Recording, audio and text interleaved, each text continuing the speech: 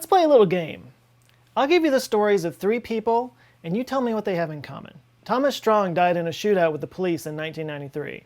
Victoria Zell served a 7-year sentence for vehicular manslaughter. Jeffrey Dampier was kidnapped and murdered by his own sister-in-law. So what do all these people have in common? They all won the lottery.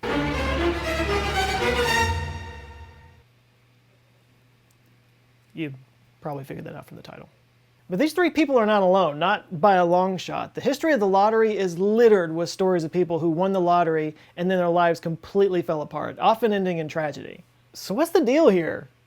Is the lottery cursed? There's a term you might have heard before. It's called the idiot tax.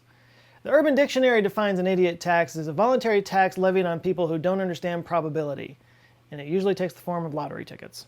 And if you play the lotto, the probability is not on your side. Here in Texas, for example, the chance of winning is 1 in 25,827,165. I had to look, it was a big number.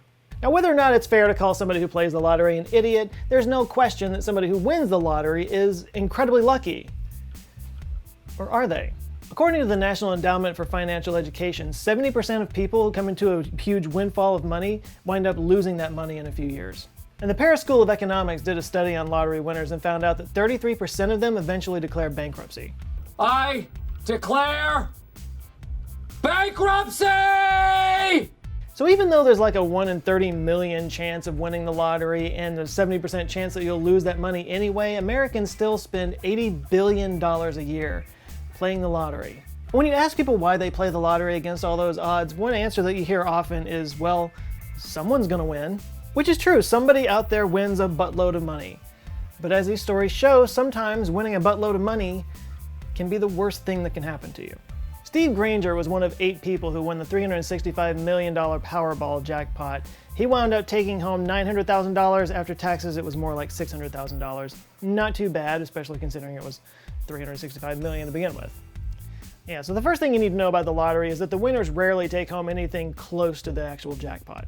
Yeah, especially the big ones, there's usually multiple winners and it gets split up amongst those multiple winners, and then it depends on how you take it. If you take it as a lump sum or as an annuity, it can wind up going down by half, and then there's taxes on top of that, and on and on and on.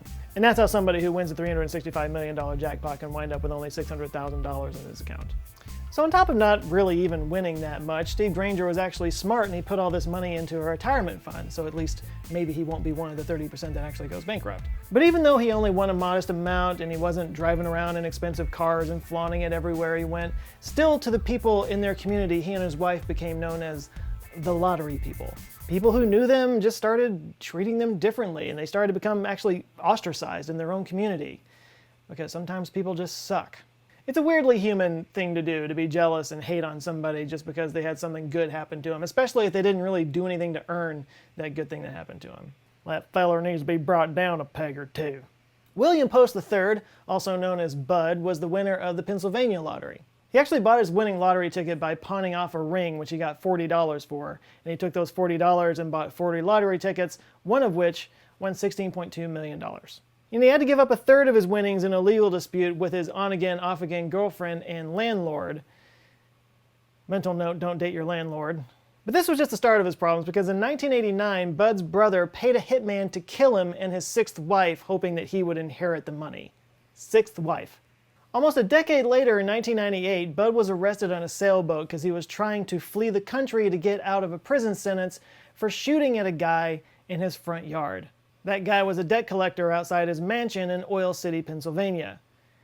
This guy's neck just keeps getting redder.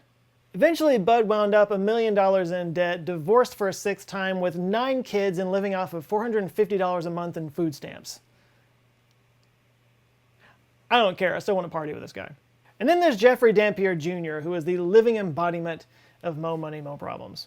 After winning $20 million in the Illinois lottery in 1996, his marriage took a nosedive and he wound up losing half of his money to his ex-wife. But things seemed to be looking up after that. He invested in a gourmet popcorn company in Tampa Bay, but then the proverbial kernel popped when it turned out that people learned that he had had an affair with his sister-in-law named Victoria Jackson when she was 15 years old. This relationship clearly did a number on Victoria, because in 2005, she and her boyfriend Nathaniel kidnapped Jeffrey to try to get some ransom money. And without getting into the gory details, let's just say that things did not go to plan, and Victoria wound up shooting Jeffrey in the back of the head with a shotgun. Hang on, let me write this down. Don't have affair with 15-year-old. Got it. So clearly these people aren't cursed. They're just idiots. Cursed with stupidity, maybe. But let's just say you're not stupid, but you still play the lottery because anything's possible. And let's just say you win, because anything's possible. How do you get to enjoy this massive stroke of luck without letting it ruin your life? Well, here's a step-by-step guide. You know, just in case. Step 1, pretend it's Fight Club and don't talk about it. Tell no one about your winnings. Yes, in that moment, you're probably gonna be excited. You might wanna throw your desk up in the air and go tell your boss to eat a bag of butts and storm out the front door, but resist the urge. Keep your head down, or else you're gonna lose it. Step 2, lawyer up. Recognize that you do not have the skills to deal with this and find somebody who does. But make sure that person has no connection to you or any family member or friend whatsoever. Cold call, search the internet, look at the yellow pages. If you're in 1980, look for a lawyer that specifically deals in trusts and estates, and find a big-time firm that works with big-time people. Don't cheap out. You've got the money.